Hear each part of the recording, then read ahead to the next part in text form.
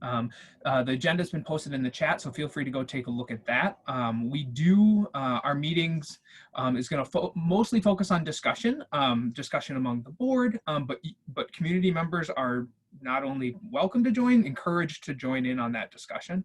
We're going to be talking about kind of how the board operates and how we can move forward discussions around anti-racism, which is relevant both to the board and our broader community, and also kind of talk about resolutions and how the board operates in terms of kind of taking stances on different things in resolutions, which is very applicable to the community as well. So feel free to join in those discussions, or if you wanted to join, say something for the community forum, or be here for a little bit and then step out. That is more than acceptable as well.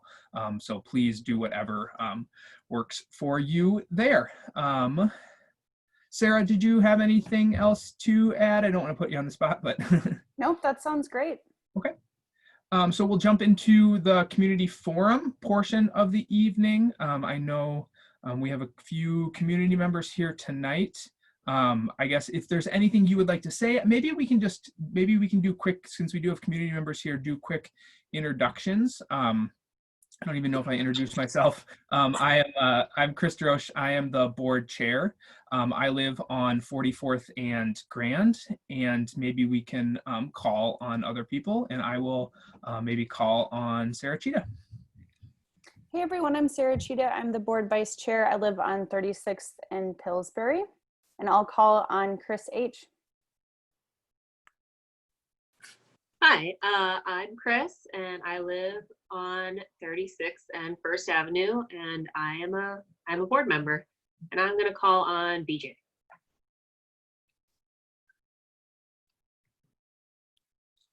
Of course, my mouse decided to die right then when I needed to unmute. Hello, everyone. I'm BJ Titus. I live on the 3800 block of First Avenue, and I am currently the secretary. And we will go to Jerome. Hi, I'm Jerome Rankine. I'm on the board. I am on the 3900 block of Pleasant Avenue, and I will pass it to Alice.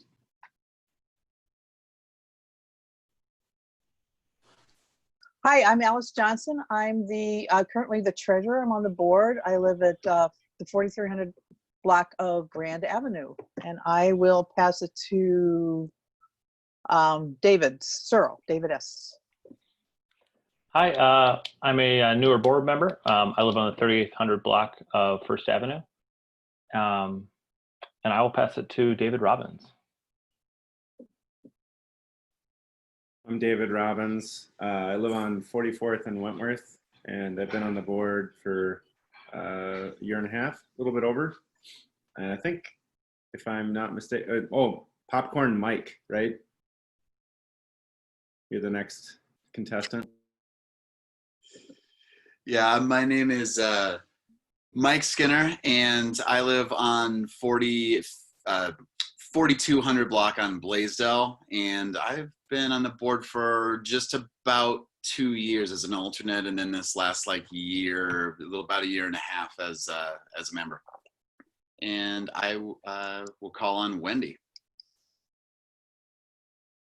Hi, I'm Wendy, and I just moved into the neighborhood this spring, and I live in the 4100 block of Nicollet. Oh, and I can't see who I'm going to pass it to. So, Mike, would you pass it to someone?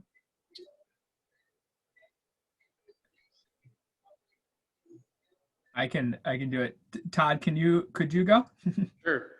Todd Shipman and Brad Bernstein. We live in that crazy house at the corner of 38th and Lindale. And, we've been tagging along, kind of keeping track of what you guys are doing, and maybe interested in being a board member here coming up, if I can. Great. And then I think the last member, I've already forgotten your name, I apologize, from the Field Regina neighborhood. Yep, this is Tracy. I live in Town Oaks Townhomes on 43rd and 4th, and I just saw the invite, so I accepted it. I didn't even know this meeting exists, so I'm here just to observe. Great, thank you for joining. That's awesome. It's always good to have even neighbors from right outside the neighborhood join as well too. So thank you. Yeah, thank you. I think that's everyone, if I'm correct. Maybe I guess we maybe can just open up the kind of the community forum portion. I don't know if there's anyone who wants to kind of talk really kind of to the board, ideas, or even just comments about either things that the board has done, should do, or just general kind of like announcements in the neighborhood. This would be the time to do that. So I guess I'll just open it up to the 3 community members that we have here, or I guess everyone on the board is also a community member too. So if you have anything you'd like to share, feel free to do that as well now too. So.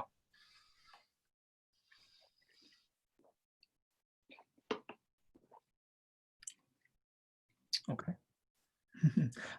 The one thing maybe I just will share, because this is kind of relevant and we don't have it on the agenda, was I talked, Scott Mueller, who was previous on the board and kind of runs our Get Out the Vote work, sent an update, which is in the board packet, about kind of how everything went yesterday with voting and some ideas and kind of the lessons from that and how that will extrapolate out to kind of the more probably intense voting system that will be happening in November. So that's just something worth reading, going and seeing what his ideas are about Get Out the Vote. But it sounds like everything went as well as possible yesterday.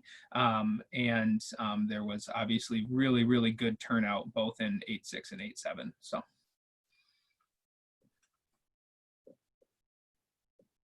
Okay. If there's no other further comments, ideas, questions, we can jump into the agenda itself. So call the meeting to order, and can someone make a motion to approve the consent agenda, which will include the agenda for tonight, the July board minutes, and all of the committee and project reports that are included in the board packet. I motion to approve. Second. Okay. Discussion. All in favor? Aye. Aye. Aye. Opposed? And abstentions? Okay. Oh, Yep. David, you got something? I'll abstain, just I wasn't here last Okay. time. No problem. Cool. So we have 1 abstention. Great. And so I'll also just say that, you know, as kind of from some feedback from the board and discussion the executive team has, we're moving a lot of our kind of updates, and this is really relevant to the community as well too. We're moving a lot of our updates that we are going to be sharing kind of into more of a board packet, and then also be continuing to push those out to the community via Facebook, via our other accounts, and the weekly e-news. So these meetings will be less kind of like community update meetings, which we felt we could supply that information through other forms, and kind of reserving these board meetings for some of these bigger discussions that we're having in the neighborhood. So that doesn't mean that we can't have those discussions or those updates if there are community members who would like to discuss those things, or board members as well. But just know that that information is going to be, is not going to be the focus of the meetings, more of what's obviously what you see on the agenda will be, which focuses more on the discussions that the board will be having. So any questions on that? Can I do have a question or something for us to consider, is just with the board packet, I think usually with in-person meetings, we would hand something out to people who come to the meeting. And so just thinking about with online, how can we make sure that anything that's in the packet is also shared? I don't know if people have access to the Google Drive or if that's just board members. I believe that I shared, I don't remember, but if somebody could share maybe that folder link, it is it's public information. There's nothing okay that we wouldn't want to share. So I think maybe just, yeah, in the future, I can put that in there. We can include that when we're starting off the meeting and kicking that off in the chat. Good idea. Okay. Any other comments or questions in regards to the agenda or anything tonight? Great. Okay. Oh, the other thing I will say is, I know at our last meeting too, we obviously I feel like having a very, very good discussion. We ran over, almost 30 minutes. So what I will say is, I've at our last executive committee meeting, BJ has volunteered to ensure that we, I wouldn't even say stay on track, but notify us when we are off track and check in and say, is this okay? Is this not okay? Do we want to continue to have this discussion, or do we want to move on? And if we do want to continue the discussion past the time, there is no obligation for any of you, no obligation for any of the community members to stay. There's really no obligation to stay at any point, but just know that if you have to go, if you feel like you have to go, if we've all kind of are on a lot of these calls, no one is holding anything against you. We please leave at that time, and then if the discussion carries on past that, but we will definitely try to keep it at that 9 o'clock finish time. So with that said, I will say we are on track and are on time, but the next item on the agenda, KFNA anti-racism discussion, kind of goals and impacts. One of the things that we've kind of decided as a board and thought was really valuable is having kind of these discussions over as like almost a continual series over the month on how this board can both discuss and lift up anti-racism work within our community. So we had a conversation actually with Becky, who's not here, and she wasn't able to be here and tonight because she was out of town. But one of the things that she said was, I'd really like to better understand what kind of the goals for these discussions are and like what impacts they can have. And so I think that was the precipice to kind of the discussion that I would like to have tonight with the board is, saying, continuing this series, continuing this education, continuing and building off the great, I think, discussion that we had last month. How do we continue to have these discussions? But then where do they go from there, right? What are our goals in having these discussions? What do we want to do? And then how do they, I think what I'm really, really interested in is how do they infiltrate and impact all of the other work we're doing in our organization, thinking about events, thinking about advocacy, thinking about, the different committees, right? Like how does the discussions around anti-racism that we have here impact redevelopment processes? How do they impact, different events, empty bowls, all of these things? And so that is, if you click on the link there, you will get directed to a set of questions, which are 3 questions, and the context, which I really just went over. So are there any questions broadly about kind of the discussion here tonight? Or the goals, for setting the goals for the discussion? It's kind of meta, but I think because there is 1, 2, 3, 4, 5, 6, 7, 8, 9, 10, 11, 12 of us. Maybe we'll break into 4 groups of 3, if that sounds good for everybody. And I don't honestly know what's going to happen when I hit create rooms, but this is the first time I've done this. So we'll break into those groups. I also, if you look on the bottom of the page, I have kind of given space for each group to kind of record what they're talking about. I think that's another thing I think we want to make sure that we're getting a little bit better at is like having the discussion and memorializing them a little bit so that we're able to go back to them. So we're going to take 20 minutes to kind of discuss these topics, and then we'll come back and do a report out. So I would encourage everybody as well to maybe assign somebody who is taking notes or is able to take notes so that we are memorializing it and then able to kind of discuss it at that point. So I'm going to hit create rooms really here quick unless there's any questions, and we will try to come back at around 7:40. The community members that are here, you're going to get thrown into a room as well. We would love to have you as part of this discussion, but if you don't want to participate, if you don't feel comfortable participating, that is completely fine as well. So I'm just going to pause for 5 seconds because I know I go fast. If there's any questions. Okay. Thanks much, and we'll hopefully see everybody in a room.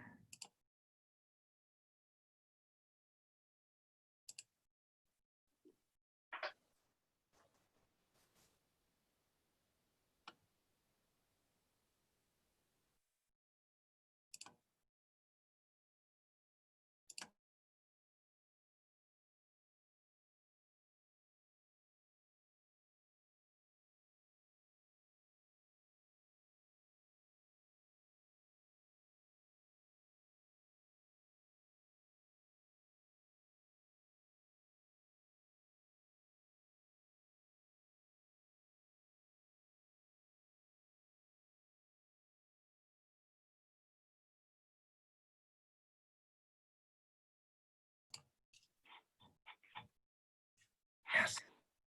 People are joining. Hi, Chris. Okay, just me and you for a second. I was like, oh, no. I'm gonna get some water. I'll be right back. I closed all the rooms. So I think everybody should be coming back.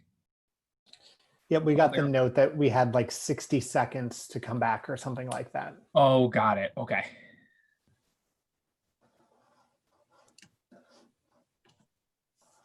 Cool. Man, it's crazy how fast 20 minutes goes. Yeah, and it was just Chris and I in our room, because I think Tracy was supposed to be in our room, but she dropped out. Okay. And so, yeah, all of a sudden we were like, oh, we didn't even get to all the questions. Like, it's amazing how fast that goes. I know, it's nuts. Okay. I think we're getting everybody back in. Congrats to me for not shutting the meeting down or doing anything wrong. I know. Okay, cool. I think we got everybody back. Thank you for participating, everybody. Thank you, especially for community members who stayed on and participated. We really, really appreciate it. I think I wouldn't even say sometimes, all the time. The best perspectives that we get are people who are coming in from outside the community or from the community and voicing their opinions. So again, thank you. So we'll do a quick kind of report out. I believe there was, what did I say? There was 4 groups. And so if you can maybe do it quickly, that would be great, to try to stay on schedule here. But if whoever was group 1, can someone from group 1 please report out?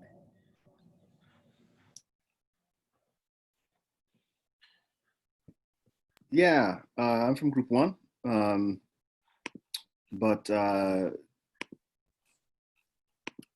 Yeah, if I miss anything, Todd or Mike, please feel free to jump in. Basically, we talked a little bit about, for the goals, we talked about preparing KFNA for the future city funding model in neighborhood associations. Basically, getting ahead of the curve and finding partners to work with, whether they're other neighborhoods or organizations within our community, to try to be more prepared to try to get that funding that's going to be sort of at-large funding and project-based funding. We talked about trying to do some research into our events, try to get a little more data on why our events don't look like the neighborhood in terms of racial diversity, and then rethinking ways we can reshape those events to feel more inclusive and less white-centric. And we also talked about finding ways to educate folks on issues that are pressing to the community and tapping into existing networks of expertise to try to do that. Housing was one that we used as a primary example, and developments and things like that. And sort of, we had a little conversation around affordable housing, how that feeds into racial justice, and sort of the breakdown between rental and ownership properties.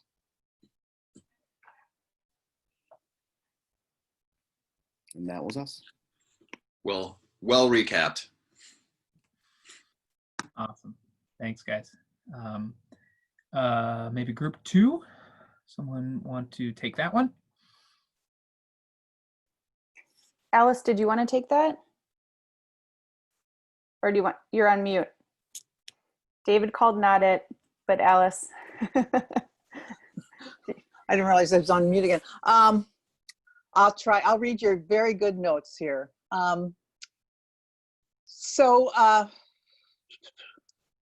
Well, why, if you could, Sarah, yeah, because you had great shorthand here, but I'm not sure I can capture the whole context of everything that he wrote. So if you would, please. Sure. So yeah, if you and David fill in anything that I missed here. Yeah. So goals, talking about making the organization, how the organization can be fundamentally anti-racist, talked about thinking about community discussions and how we can ensure that the conversations go beyond the board, and thinking about ways to invite community leaders or different keynote speakers who might come and share perspective. And even, specifically as it relates to neighborhoods' role in anti-racism work.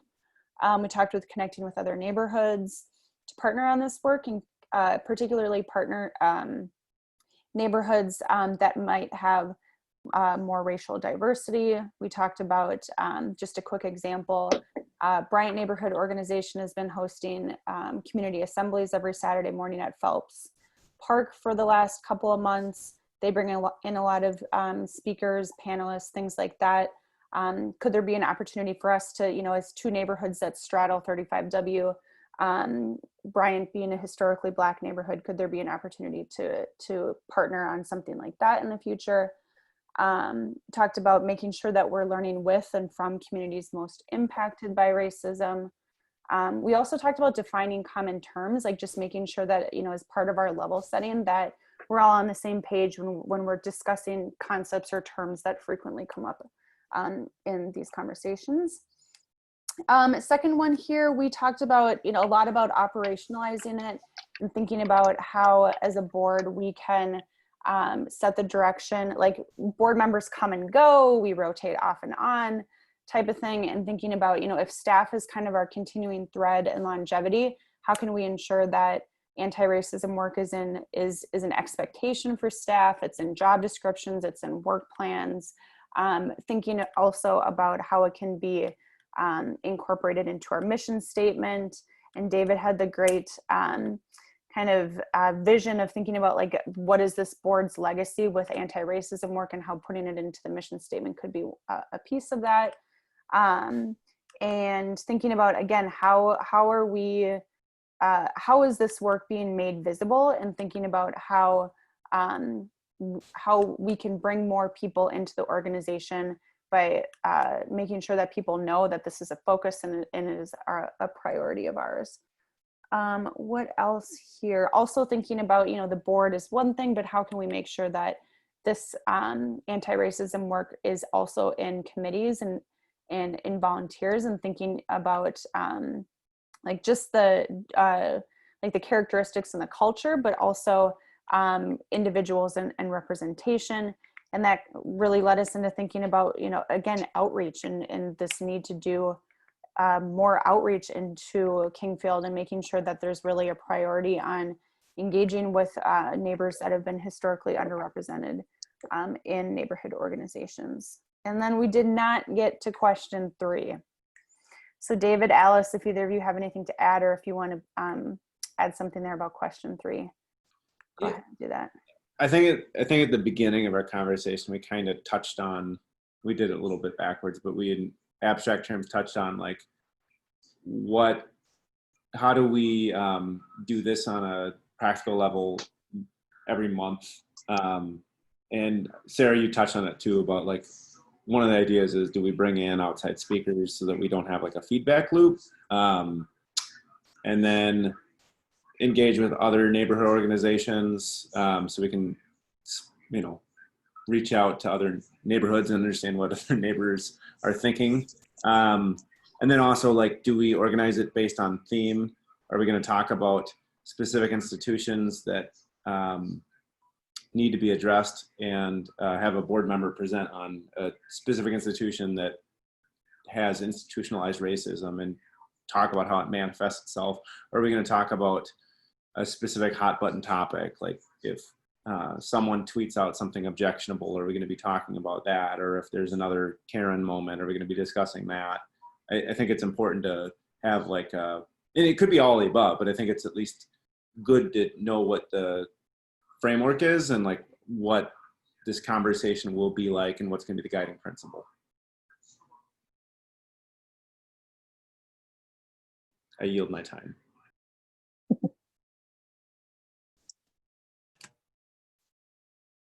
Okay, great. I think that was group 2, right? I think Yeah. we're on group 3. David, can you present for us? I don't want to put you on the spot, Wendy, unless you want to take. All right, I'll take that as a yes, Wendy. So I think we talked about a lot of similar themes to other groups. For question 1, talking about goals, we wanted to talk about, have introspective pieces about the KFNA work as some of our goals for these discussions. We do also want to figure out ways to open these discussions to public or make sure that as a board or as an association, we're creating opportunities for public discussion.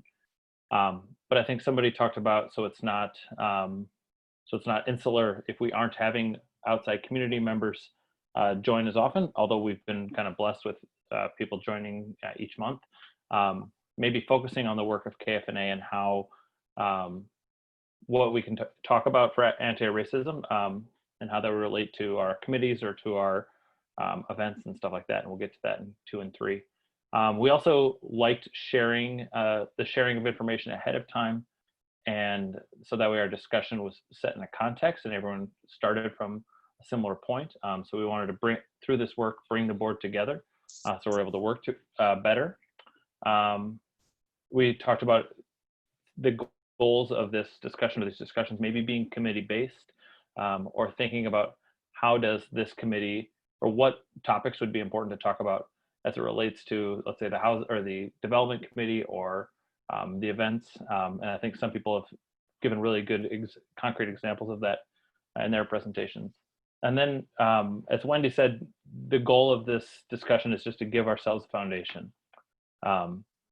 When we talk about how can these discussions lead change within KFNA and the community, you know, an awareness, a shared language, and we want to frame the discussion around our work. And again, to echo what many have said, it's these discussions as a board or as a neighborhood association. We can't, in these 2 hours, it's kind of good to be focused on what we have the power to change and power to impact. In question 3, what could these discussions look like going forward? One idea is giving, like the readings that we had last month were great because you had them ahead of time. There's also this idea of giving readings at the meeting and the time to absorb it. That way community members who join actually have this, are in the same footing as board members. It's also, some organizations do this so that way no one, sometimes you get things in your email and you didn't read it as closely as somebody else, but you still are in the conversation. So there's this idea of maybe doing readings or some sort of study during the meeting and then a discussion. When we talked about some topics, one was, or a few are redlining, racism in housing, or racial contract, or is it racial contracts, constructs? Covenants. Covenants, that's, we also, some of the work we were doing, I think back in April, but I got sort of sidetracked, is what are the other organizations working on? You know, instead of reinventing the wheel, seeing what others are doing. I also like the idea of bringing in experts. We also wanted to talk about affordable housing, and then just, I think one topic that when we looked at what could we talk about or get smarter about as we discuss this would be intergenerational wealth, and how that also affects housing and sort of people in the neighborhood. Chris, Wendy, I'm certainly open for you to reinterpret. Yeah, that was great. Wendy, do you have anything else you'd like to add to that? Nope, that was great. Awesome. Cool. Thanks, David. We'll jump quickly to group number 4. I think And it was group number 4 is just me now because Chris had to leave at just before 8 o'clock, so she is off the call already. So I think the one thing that I wanted to highlight of our conversation was looking at embedding anti-racist work in everything we do, as opposed to having separate conversations about it, that it would just be intertwined into everything that KFNA does, from events to committees, and then taking the time to take everything through an equity lens. How are we reaching out to people that aren't at the table? Why aren't they at the table? And then how can we measure success at the end of the year? Because as we talked about, we don't want to be counting non-white cisgendered straight bodies, but also how are we, how are we saying that we're successful in our efforts of outreach and being inclusive? And that's all I'll say to keep on time. great. Thanks, BJ. Thank you for everybody. I just say thank you for participating.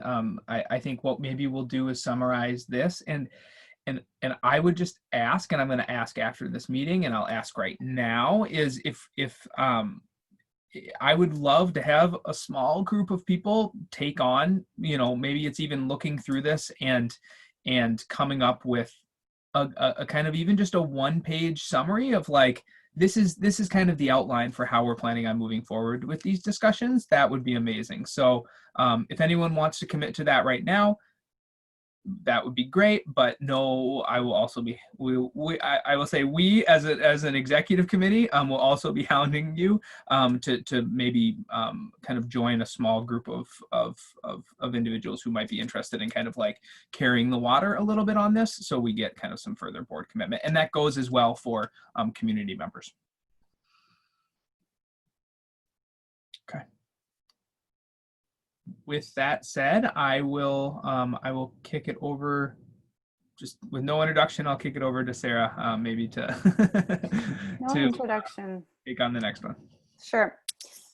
So the next piece on the board agenda here, I think we'll just do this as a larger group discussion unless there's time or interest in moving into smaller groups again.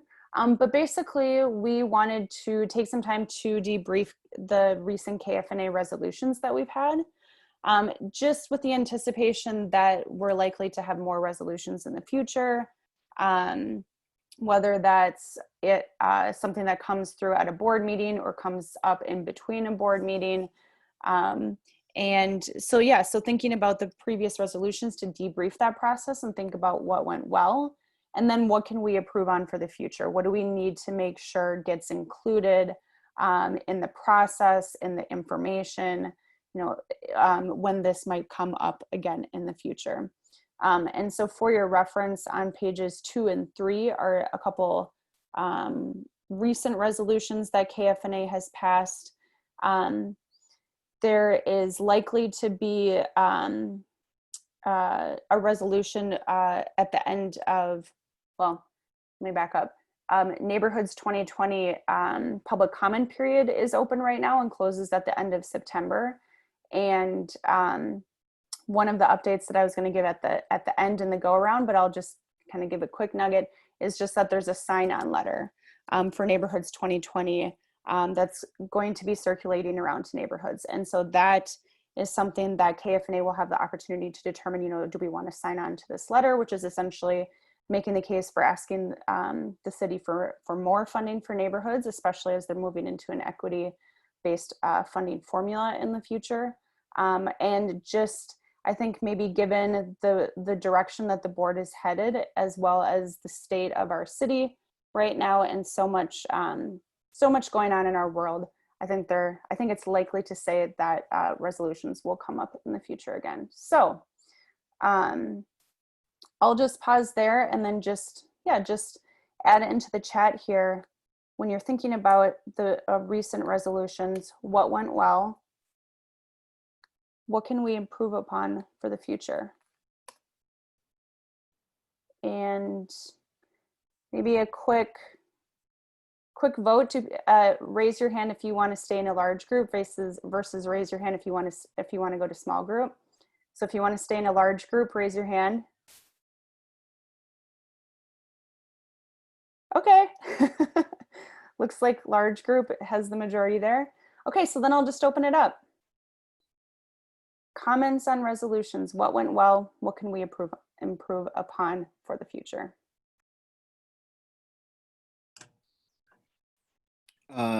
I'll just say that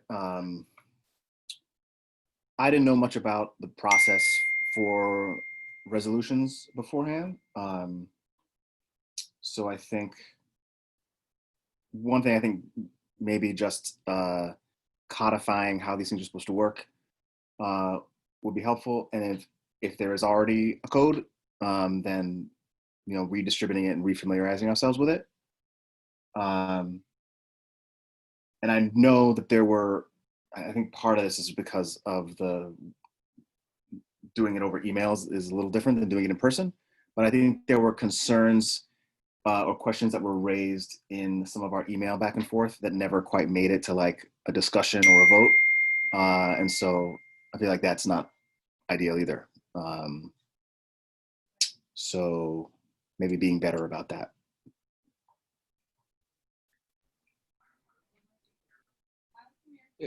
Yeah, I would second Jerome on that. One of the things that the city of Minneapolis and its guidance to neighborhood associations specifically discourages the use of an e-vote, even though it is something that can be done. So I think, and part of the reason is because questions get missed, right? You don't have the same fulsome discussion. You don't have the same idea sharing. It's really difficult, I think, to, I think a lot of people would feel more comfortable in like breakout groups and having small discussions to voice their opinion. And I think then email, right? Where an email could get lost and it's just hard to put in writing and it's hard to understand. And it just seems like it's coming at you. You have 24 hours to vote or not vote. So I do think that sometimes having, you know, I get that things come up, but there is the special meeting mechanism and the bylaws, and that can, special meeting can be called by, I'd have to check the bylaws, but Chris definitely can do it as president, and Sarah, I think you can do it as vice president. And then I think you need 4 members to come together to call one. And I think you need 10-day notice, but that can be waived if you have a quorum or whatever it says. But I do think it makes a lot of sense to, in the future, if we see this coming and we say there might be a special meeting in the middle of the month, call a special meeting. We can talk for 30 minutes. It's just the one topic that can be covered. It's not a regular board meeting. And then I think that would be in line with the aspirational goals that the city of Minneapolis set out for neighborhood associations. And also I think it would be more helpful and give more, I don't know, ownership, if that's the right word, but it would just, I think it would provide more agency for the individuals in the board and the organization itself. How do I love that idea? How do people feel about that? How do people feel about the possibility of an additional meeting? You know, even if it is, as David mentions, 30 minutes. You know, and maybe it's maybe not going to be every month, but it could be. You know, you know, that could happen, and getting called into that, knowing that. There's, I know, I would hope that a lot of board members kind of reserve this time, right, for our board meetings, knowing that maybe that also could be, I don't need to say an exclusionary, you know, thing that says like, okay, we're gonna have this meeting, but somebody can't come, right? And then where a discussion over email, we would hope that everybody could engage in it that way. So, you know, I can definitely see it both ways. I think the other thing too is that's a challenge is, and I think we've struggled with this over the last couple months, is what are our meetings here for, right? We have 2 hours, right? And I think on some of the resolutions or the different discussions, we go an hour, right? And so could a meeting just be one it could just be one resolution. So doing those separately, doing those at the meetings, doing those at a special meeting, I think would have been what I've been thinking about. But I guess, sorry, that was questions and comment at the same time. But what do people feel about kind of that idea of special meetings? Chris, what if if we did do special sessions and we did them via Zoom, if we recorded them, sent out the recording, had people watch at their leisure, and then, gave them 24 hours to watch, and then start the e-vote if we have to do e-vote, so that even if you're not engaging in it, that you're viewing it and hearing the context. One of the joys of being virtual right now is that you can record things like that.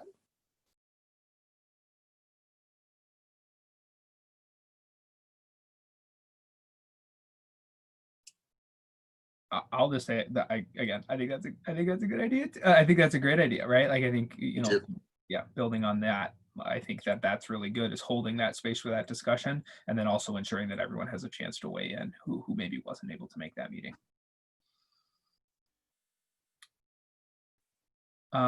The other thing I will just say quickly too is what I did not like about, and this was a mistake on my part, was we should have announced at the front of that email that this was going to be everybody's comments, everybody's feedback, everybody's discussion was going to be a kind of a public discussion, because it really was. We had opened up essentially an e-vote and it was public, but I just want to apologize for also not making that explicit. And say that if the more things that we can do to make it more public, like BJ and David are saying, is maybe having a special meeting that is recorded where the community can maybe come voice their opinion, but also see in real time everybody's kind of see the discussion, I think is going to be even more valuable. So yeah.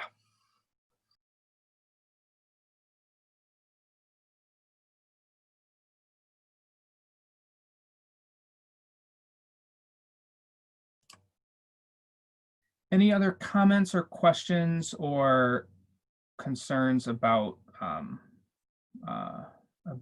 of the resolution process? I would also just say that it is, I think, this is my opinion, a role of board members to bring resolutions to the board.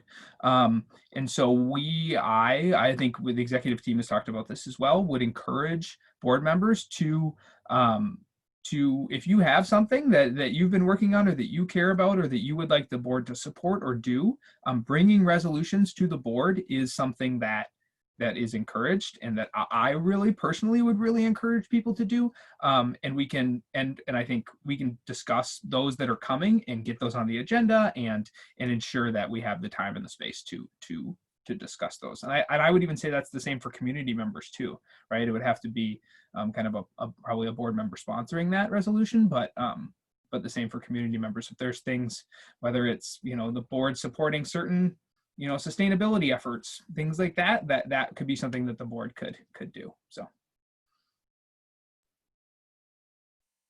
Yeah, on that note, I would add that after the last board meeting, we had two community members who were on our last board meeting, who are a part of our last board meeting, reach out separately to Christy and I after the meeting, asking us to propose a resolution regarding the charter amendment. So yeah, absolutely. I think that's great when people bring those.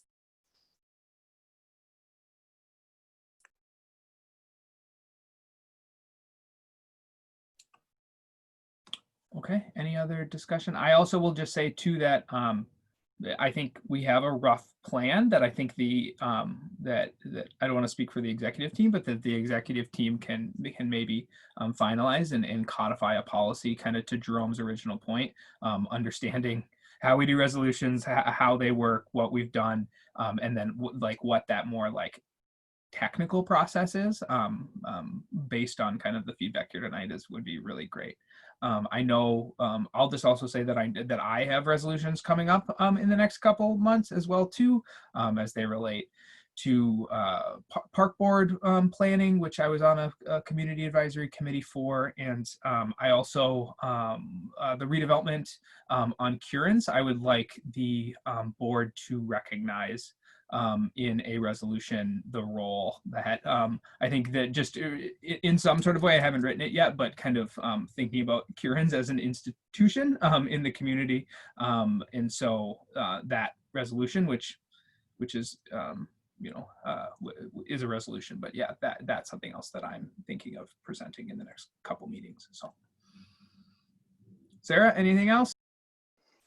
No, that's all I have. I appreciate hearing from everyone on it. And yeah, I think we just make it better as we continue to make it better as we go.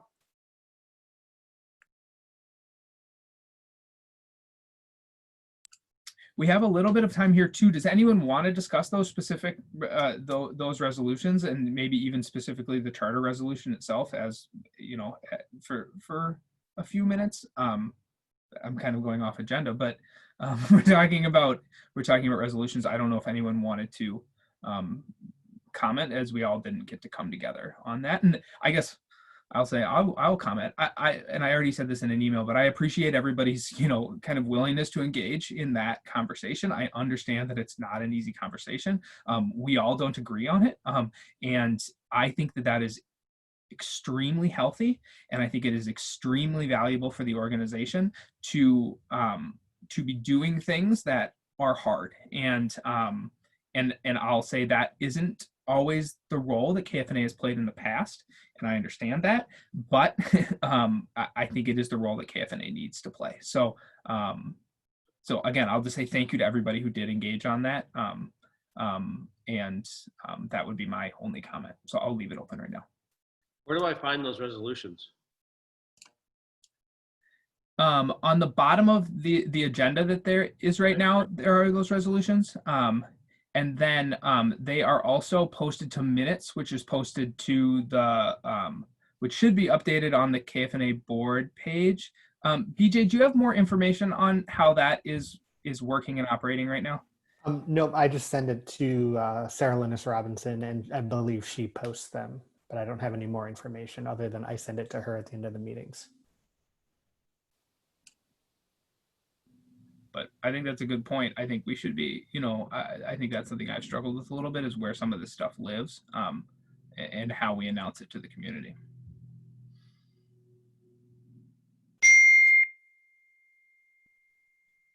Any other comments? Sorry, David? Yeah. I was just going to say we're, looks like just a couple months behind on online. That's fine. Okay. Thank you for looking. Right out to September. Oops, sorry. With that, thank you. And I think at the next board meeting, the executive team will come with kind of that specific plan, like I mentioned. Next item, I'm kind of just kind of adding in almost like one organizational thing every meeting, because oftentimes we were kind of flooding meetings with organizational updates or organizational items. So trying to do one kind of key one in the month.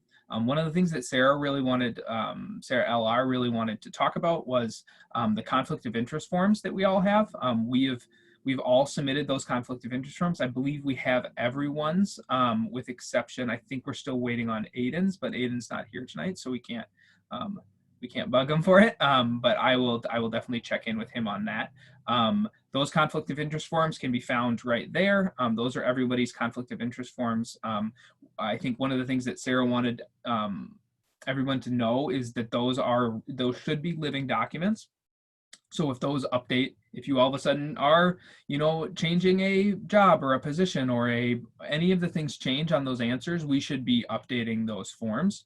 And those forms should also be used to inform board members and community members about potential conflicts that a board member would have, especially as it relates to voting on things. So that would be voting on resolutions, voting on, whether we fund things, whether we don't fund things. So thank you for everybody for getting those in. Those are available there. Are there any questions on that? Chris, oh, go ahead, David. I was going to say, I'll give my lawyer gloss on it too, so everyone kind of understands what you're doing there too. Everyone on the board has a fiduciary duty to the organization, and especially when we're talking about moving money from pot A to pot B. If you don't disclose, I think my dog's about to bark. No, but if you don't disclose that you're conflicted, right? If you don't disclose that you have an interest and the money goes in an organization which you would have an interest, you're opening yourself up to possible personal liability. We do have directors and officers insurance, so chances are you wouldn't be personally liable actually, but it is something that you should, anytime we're talking, especially talking about money, keep that in mind. Do you have any direct interest in the organization that we're planning on funding? And that should be disclosed. David, would you recommend that people, and I always get in trouble with you recommending, with asking you to recommend things, but would you recommend like people disclose, I wouldn't even say over disclose, right? Even if maybe you think that there's really not a conflict, but like I would, I guess, maybe advocate for that. I'm not sure what that would be from a legal standpoint, but yeah. Yeah. There are things that, if you think this might be a conflict, honestly, if you wanted to shoot me an email or shoot Chris or Sarah an email, if you didn't want to bring it to the whole board's attention, that'd be just fine. But it is something that, you're better off safe than sorry. So if you're like, I don't know, is this potentially a conflict of interest if I have like an opinion about this and I'm voting for something I have a personal opinion about, like, is that a conflict of interest? It's not. You have an opinion. It's not a conflict of interest. But I know that there are a lot of people out there that don't really understand what that is. And I think it's better just to like educate yourself about what is a conflict versus what's not a conflict. So yeah, better safe than sorry. And I do think that helps with, from an organizational standpoint too. The community trusts us, right, with managing these funds, and we owe a fiduciary duty to the members of the community, which is all the residents. And I think that being transparent about that is one of the most important things that we do as individual board members. Awesome. Thank you, David. Any other questions or comments on conflict of interest forms or conflict of interest generally? Okay, great. So the last kind of bigger discussion item here tonight is National Night Out. I'll kind of give an update of what I know, but it's still kind of a vague, and maybe even for new board members and for community members to kind of understand. KFNA has played a very, very active role in National Night Out in the past.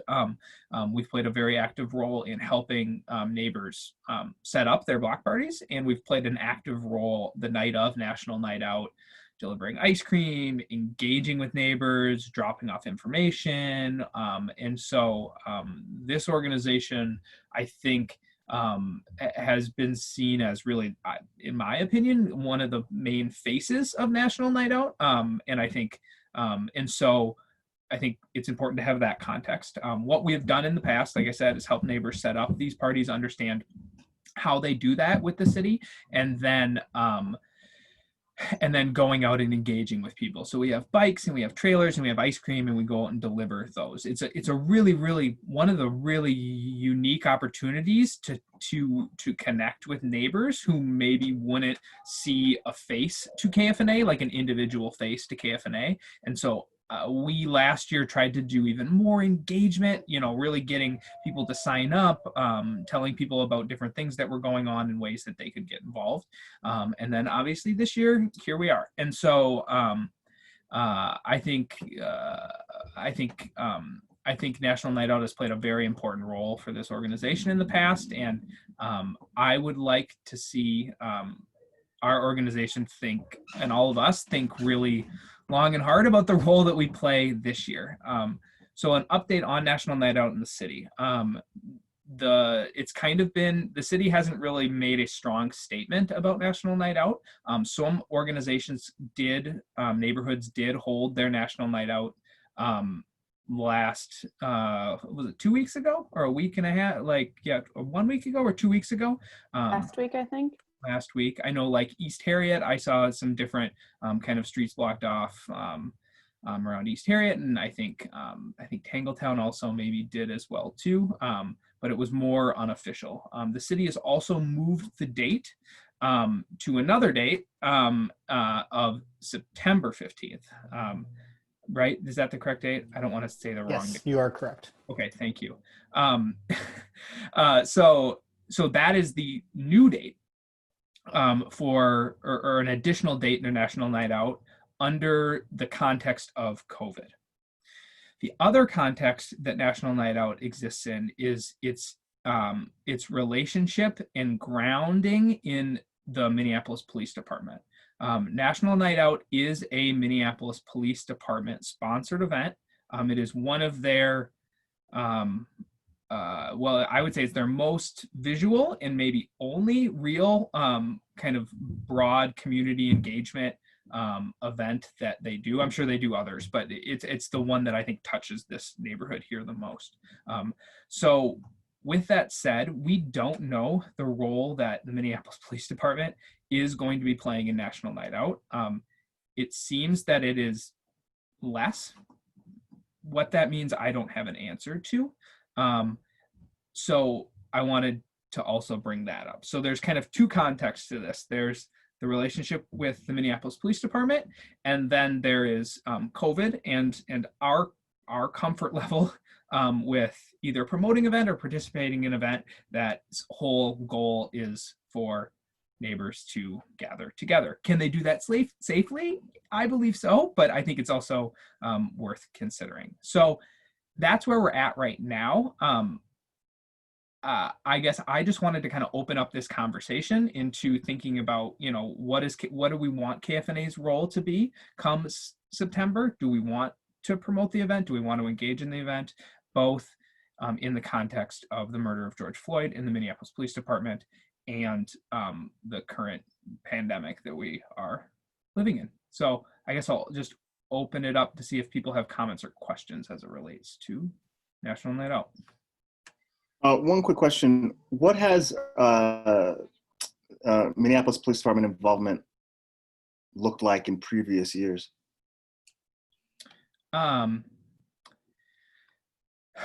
Cynically and probably practically, it's been very, very limited. The role that they've played is as organizers in waiving, in either setting up barricades for individual blocks or supplying permits for individuals to put up caution tape. I think the goal of the event, as I read their website, is police officers are supposed to be going out, and it's a community policing event. They're supposed to be going out and engaging with the community. I have seen very little of that in our neighborhood, but I don't know if anyone else has seen the police actively engage in our neighborhood. There's usually some police officers in pairs that kind of go in between and just say hi to the people that are out and eating, and usually eating ice cream every chance they get. That's not what I've seen, is just a couple. Yeah, I mean, just usually like just groups of two, just moving back and forth in between and saying hi to people. And then also, I think the fire department usually sends a few trucks around just so like the kids can come out and play and jump around on it and stuff. Yeah, that's been my experience too. You'll have the cops show up and they'll show off their equipment, and it gives children an opportunity to look at like inside of police cars, which I enjoyed when I was a kid too. And then the fire truck, that was always kind of the highlight. But you know, the background behind National Night Out, I assume most of you guys are aware of it, but it was a cop-led initiative to it's the only, I always call it the only night in America where they actually do community-based policing on a wide national scale.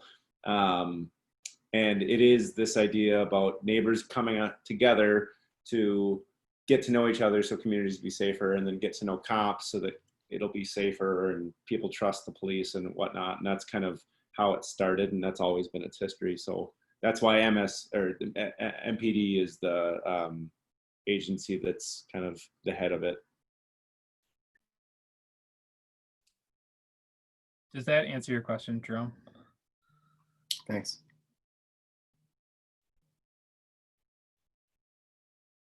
further comments, questions, ideas on how we engage? I would love, yeah, thoughts.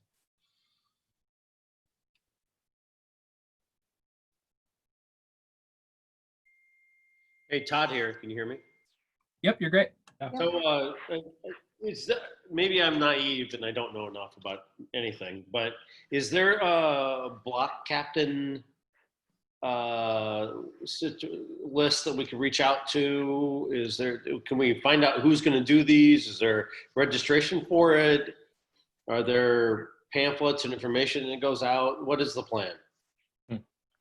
Yeah, so historically in the past, this has actually been a kind of a sticking point, well, at least between me and in the past, me and the Minneapolis, and Sarah as well, I would say too, in the Minneapolis Police Department, is they organized a block contacts specifically for, I would say, National Night Out and other things, and they do not share that list with us, which is frustrating. But there is I believe most blocks have a block contact that the police maintain, and that block contact is the one that organizes the National Night Out, is the one that files the permit and would be the one that neighbors would like go to like kind of coordinate, is something happening, how are we doing it, that sort of thing. So I can't get you the person who is your block contact, which is frustrating. What I can tell you is that KFNA at the start of COVID and kind of in February saw this like acute need for our organization to have contacts on every single block, so that we made sure that people weren't being missed essentially during COVID, not sure how this was going to roll out, but thinking about people who are disabled, people with disabilities, people who are elderly, and ensuring that there was someone on every block who was able to distribute information and also bring information back to the community to say, there's someone out that needs help. So we have, I think, like 80% of our blocks covered with a block leader. And I bet you that in most cases, those block leaders are also, those lists between our list and the police list probably cross fairly substantially. So Todd, I can look on your block of your 3,700 block of Lindale, right? 36. Yeah. But I mean, are we reaching out to those people and getting in touch with everybody, or is there a communications plan? From our organization, we don't organize National Night Out. It's the block contacts working with the Minneapolis Police Department, and then, but what oftentimes happens is those block contacts will come to, or someone will come to the board and go, hey, I want to throw a National Night Out party. And then we connect them with someone at the city who can help arrange that. But I think part of this discussion is how we as an organization, given these two crises which are existing, communicate out to the neighborhood on what KFNA is doing and maybe what we're recommending. So I think we don't have a communication plan right now on what we're planning on putting out to the community, but I think, again, open to discussion and what that communication looks like. We just don't, I don't have a good idea of how we even want to engage on National Night Out right now, organizationally, I guess.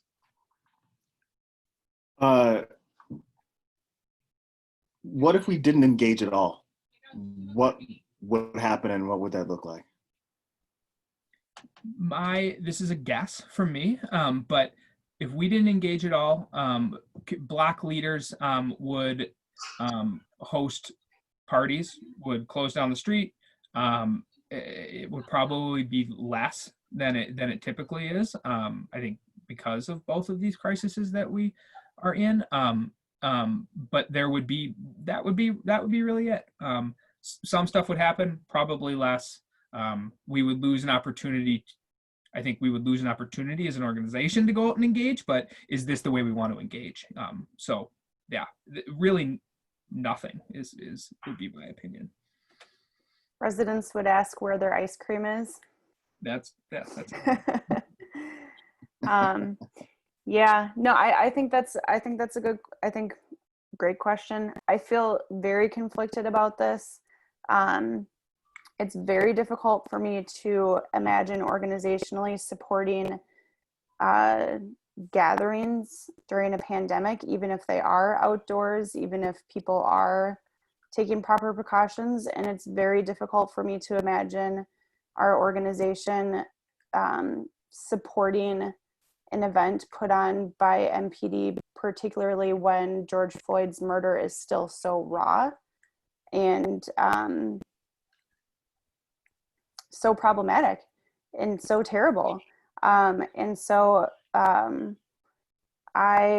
have a very hard time organizationally thinking about how, to me, like, we supporting this event just like we have in any other years, like that does not align on many different levels for me. And I think I would advocate, you know, if we were not to engage on it, I think it's important for us to state why. And it's not to say that necessarily we wouldn't, as individual neighbors, participate. I mean, everybody has the option, I think, to make a decision, but organizationally, what is our stance on it? And for me, that's difficult to support. That being said, I've heard of some that there might be. I've tried to talk a little bit with, you know, what are other neighborhoods doing? What are other people thinking about this? I haven't talked to anyone in a while about it. But last I heard is that there were some conversations about people using it as an opportunity to have conversations about community safety and we keep us safe, safety beyond policing type conversations. And to do that, not necessarily through a neighborhood organization, but just a neighbor to neighbor, like very grassroots, if you will, conversations and sharing resources and things like that.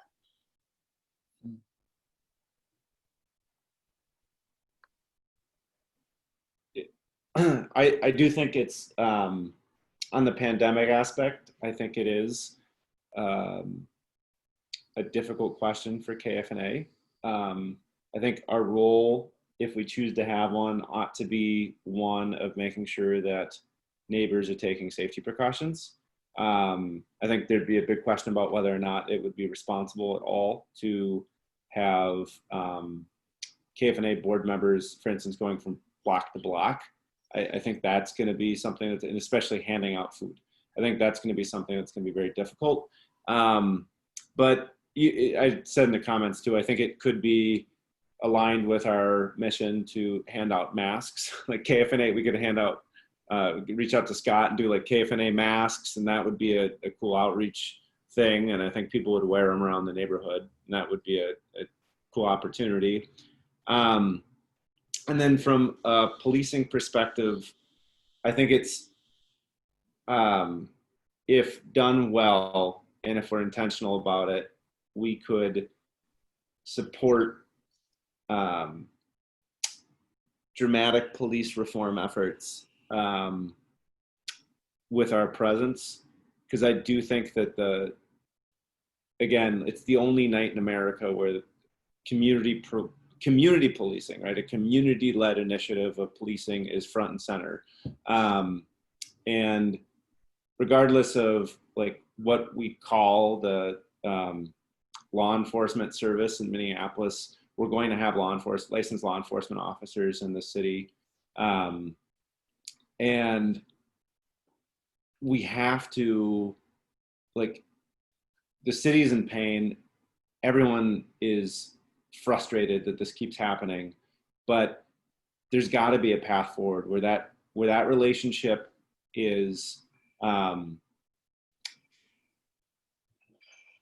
put on the mend. And I'm not saying September is the time to do it, but I am saying that we need to consider whether or not we can responsibly engage and support dramatic police reform with our presence in 2020, or if that's something that we don't think is responsible right now, and the optics of it so close to an awful tragedy are not something that this organization get comfortable around.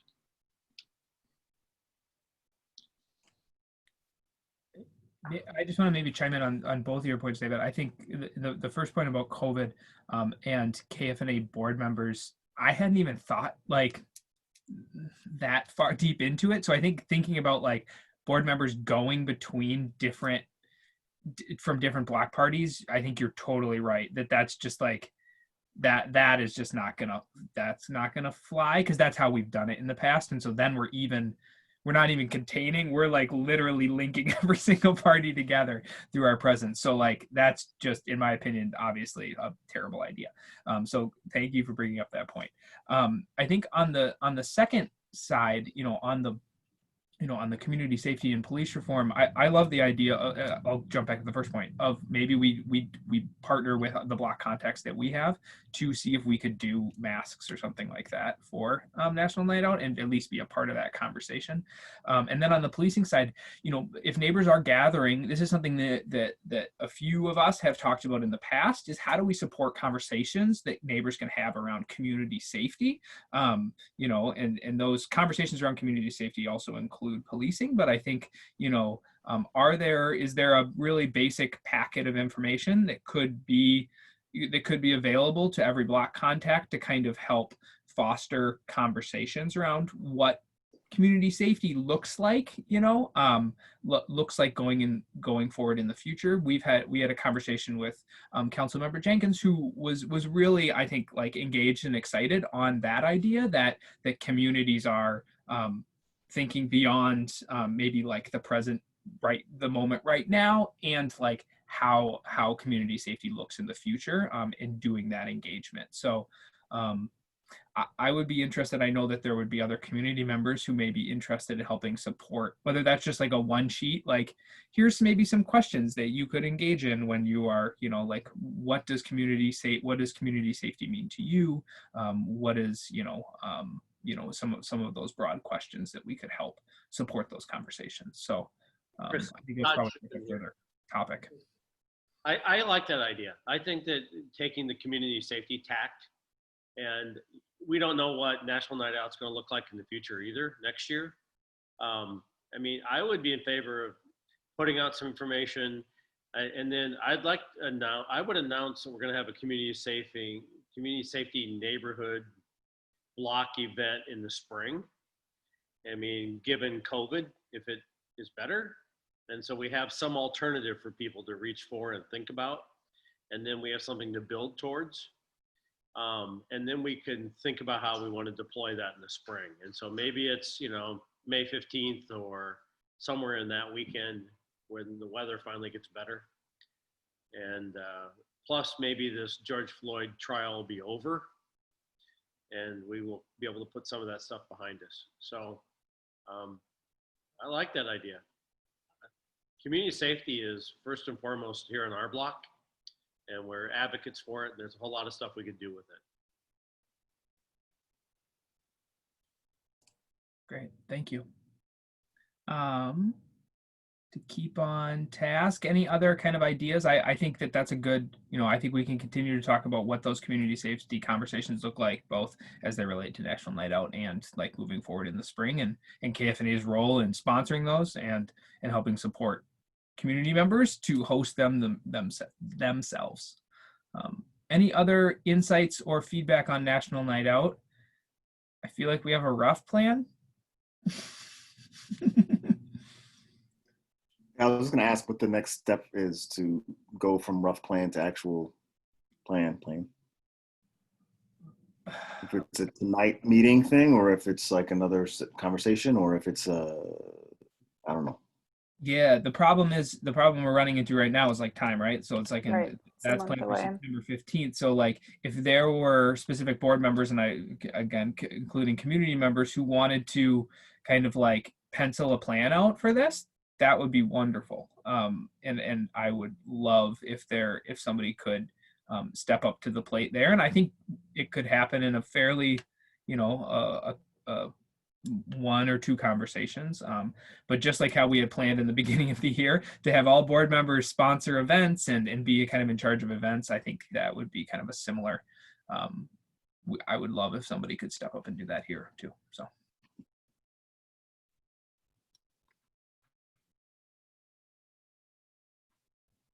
That's a great question, David. I haven't seen it, if so. No, and it's really a better, it's a good question for Sarah too, because I know she's been reaching out, but how do I say this? The information that we've got back from NCR about this has been unhelpful.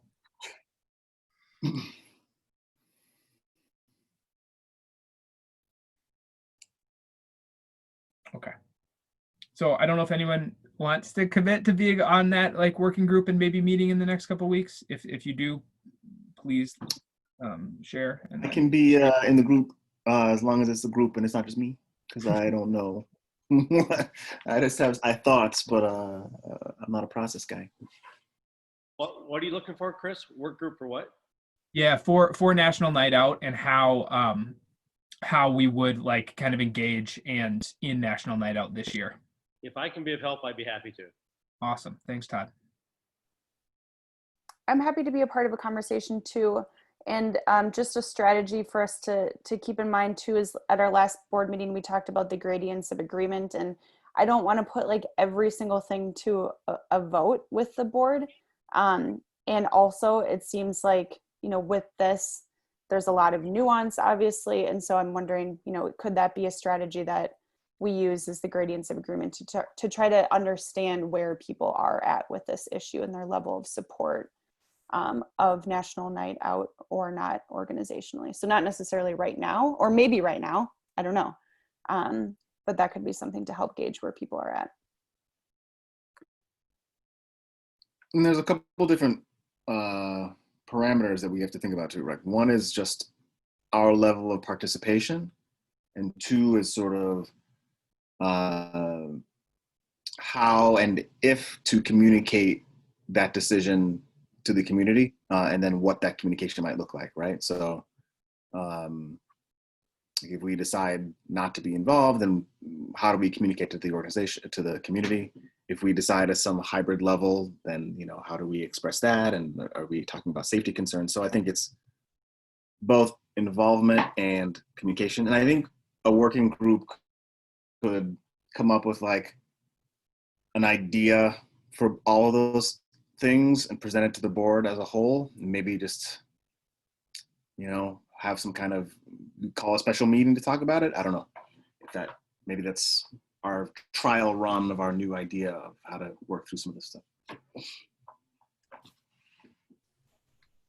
So I have Jerome, Todd, and Sarah. Was there anyone else that was interested in being on this working group? I think David Robbins as well. Okay, perfect. Thank you, guys. Okay.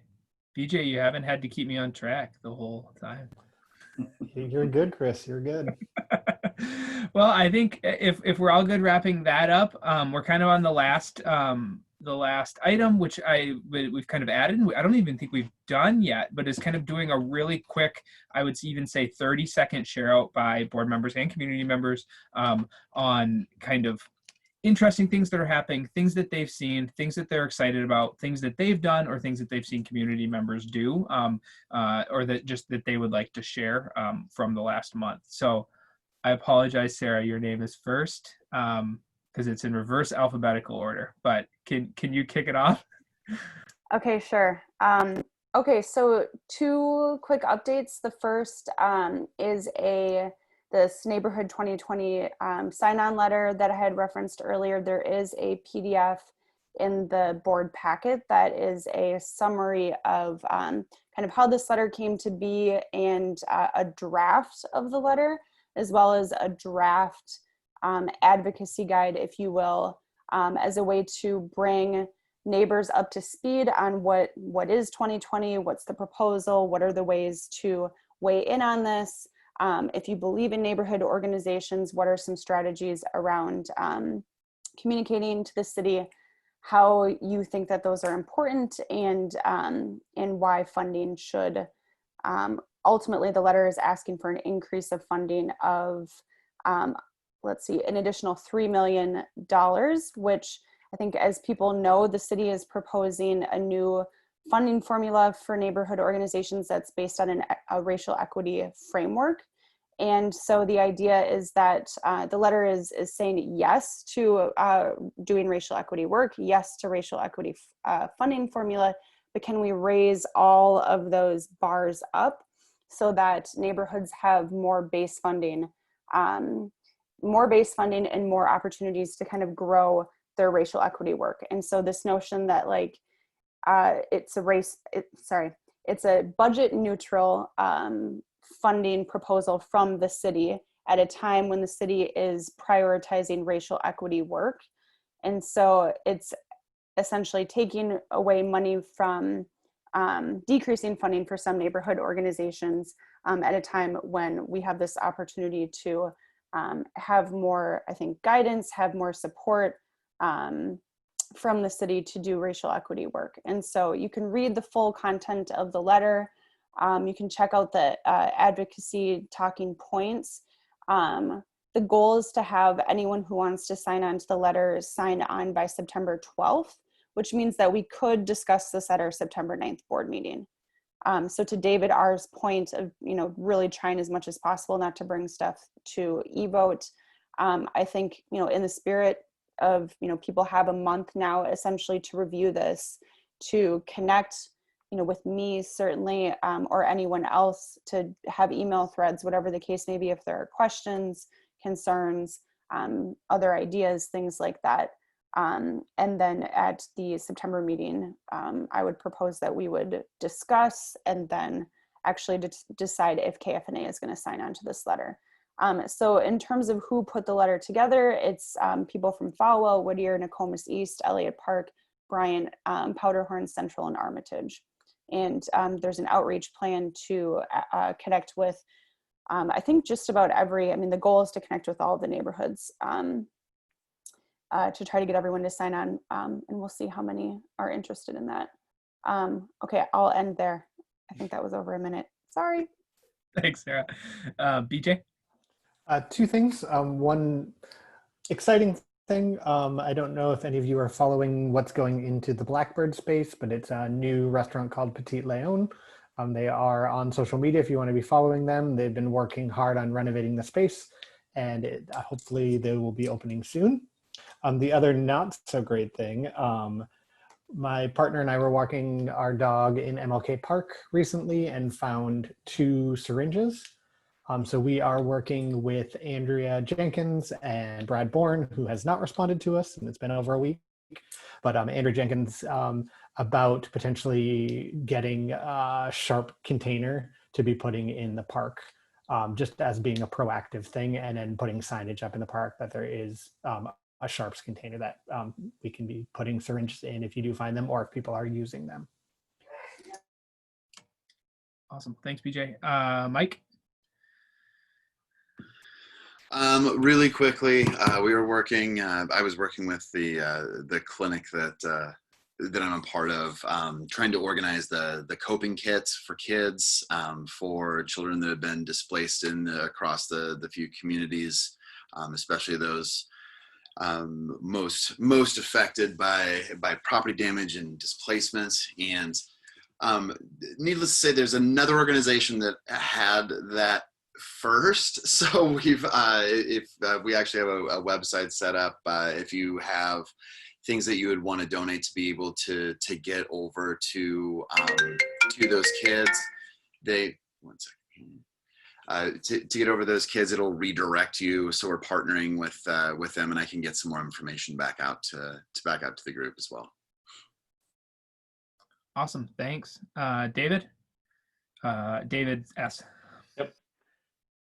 I will also be quick. I think one of the things I'm hearing from neighbors is what can we do? Where is in Kingfield? What can we do to support the encampments or learn more about the plan? And so I know that that 2020 what is the word, resolution 2020, I think is something that I should be sharing with others, but on the kingfield.org website I don't see a lot of information there. And so maybe there's an opportunity to have a clearinghouse for some of those resources alongside our COVID-19. And while they go hand in hand in some ways, I think people think of them in maybe different buckets. That's it. Awesome. David R. David S. made a good point. I was thinking about that too. We have a lot of new neighbors in MLK Park, and I think I don't know if the board really has an appropriate role to play there, but I think there possibly could be a role. Like we could do. I've been reading too much, so I don't remember if it was a KFNA thing or something else I came across. But like, what do you do about homelessness, and how do you support responsibly? But I mean, do we have a role to make sure that needs are met there, or is that something that falls on the city leadership and county? Should we be advocating for like a needle exchange to make sure that people have access to clean needles? Do we have whoever said BJ, I think it was you talking about the sharp objects drop. That's great. I think that's an awesome idea. Is there enough facilities there? Is there enough running water? Do people have hand sanitizer or masks? Or should we do a mask exchange, something like that? Is there something the community could do to make that a more livable situation for our most affected new neighbors, or long-term neighbors? I don't know how long they've been there. So awesome. Thanks, David. Jerome. Yeah, I'll be super fast. On this past Sunday night, a friend of mine and I had an hour-long conversation with Mayor Fry about policing, future of policing, and public safety in Minneapolis. I'm going to post a link to a Twitter thread that you can use to sort of read some recap and notes from that conversation. It wasn't recorded or anything. We just talked for an hour, and some of the thoughts are going to be there in the chat. I'll let you take a look and make your own takeaways, but it was at minimum encouraging that he was willing to engage with two folks who have been relatively critical of him in the past, and he was candid and listened well to the thoughts we had to share, and was willing to dig in to at least some level of specificity about his viewpoint and his rationale behind it. So in case you're interested in knowing what the top executive in our city thinks about policing going forward, and if you're not totally fully informed, as I wasn't, about his views, check that thread out. Awesome. Thanks, Jerome. Alice. Yeah, I'm hearing from neighbors that they want to continue keeping this discussion going. That's very clear on all the social media that we want to keep this discussion going. So that's great to hear, Jerome, that if you had a productive conversation, that's terrific. I want to check that out. Otherwise, it was a great opportunity for me to walk the neighborhood, putting up and down the signs, and just run into people and get a sense of what's going on. We were able to connect with a neighbor who's a shut-in, and who was, it's amazing. Was older people can get scared of. She was scared of all the waterworks that are going on and thinking she had to move. And so it's just a reminder to keeping connected and building on what we did last spring. Awesome. Thanks, Alice. It is me, so I'll go really quickly too. NCR sent out an email that I forwarded to all of you, talking about how they're going to cut funding to neighborhood organizations. Sarah and I have talked about that. They're specifically talking about NRP dollars. Sarah has gone through this in the past with the organization back in 2010 when the city took away NRP dollars. And so we are formulating a strategy to ensure that we are able to hold on to as many of those NRP dollars as we can. So there's more to come on that. Thinking about MLK Park and the encampments, a few of us have been, there are neighbors working, I wouldn't even want to say organizing, but who have been kind of the leads in in engaging both with those who are living in MLK Park and kind of the broader community. So to kind of some of those, the questions around, you know, are there things to do? I have been using our neighbors who are most intimately involved in working with the neighbors at MLK as resources. They are the ones that helped us, I wouldn't say help, really wrote that the kind of the press release sort of document that we had, and then a few of us kind of edited it, and Sarah worked on it as well too, on ways that neighbors could engage and help. So if you are interested in getting involved more, please shoot an email to me. We are, you know, we're being sensitive about whose information we're putting out there, how we're putting it out there, but I'm more than willing to connect you with them, and especially thinking about like some of the kind of very specific ideas around sharps containers or different kind of mask engagements, those sorts of things. There might be, I wouldn't say that there could be things that are going on or ways that we could help support stuff that they are already doing. And the last thing I'd just say is we've had 3 redevelopment meetings over the last month, essentially, around the City of Lake Land Trust project, and then 2 projects on Nicollet. They've all gone well, as well as you know, redevelopment meetings over Zoom where I have to ask all the questions can go. But they are on KFNA's YouTube page, and they are, I think they're really interesting. And we have so much work to do at redevelopment in helping, in working to get ahead of these projects. So if anyone is interested in affordable housing, redevelopment, or kind of setting some of these standards for what development looks like in our community going forward, and how we have how the impact we can have on that, please consider joining redevelopment, reaching out to me, or Jim, who's the other redevelopment chair, or Sarah.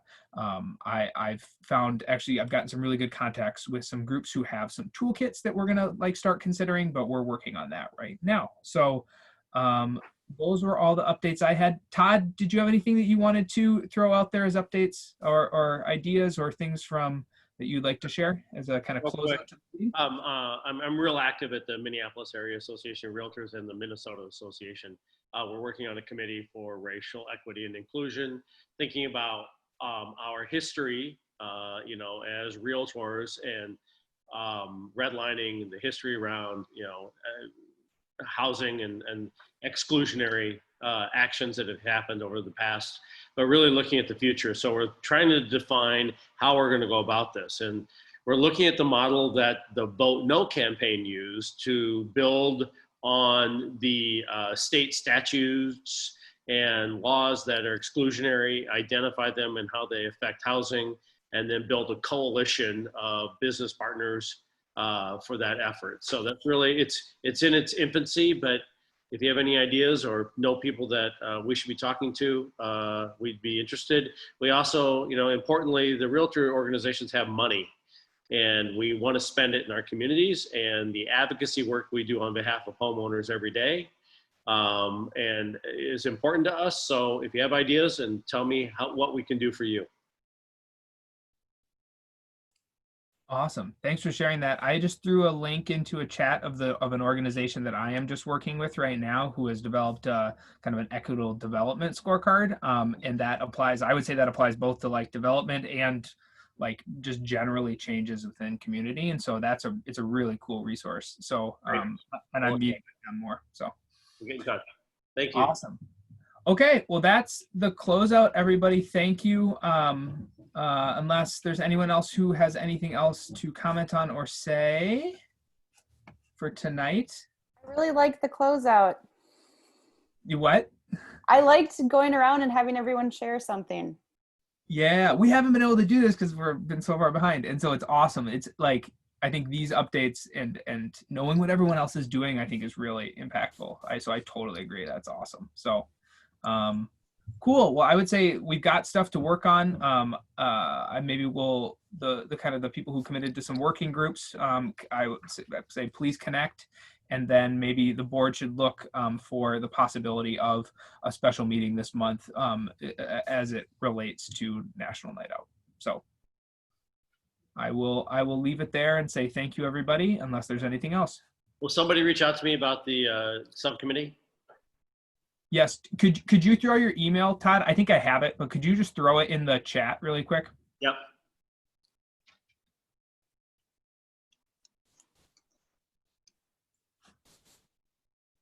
Then we will be done. All right. Bye, everyone. Yeah. Awesome. Thanks, everybody. We'll see you Have a good soon. one.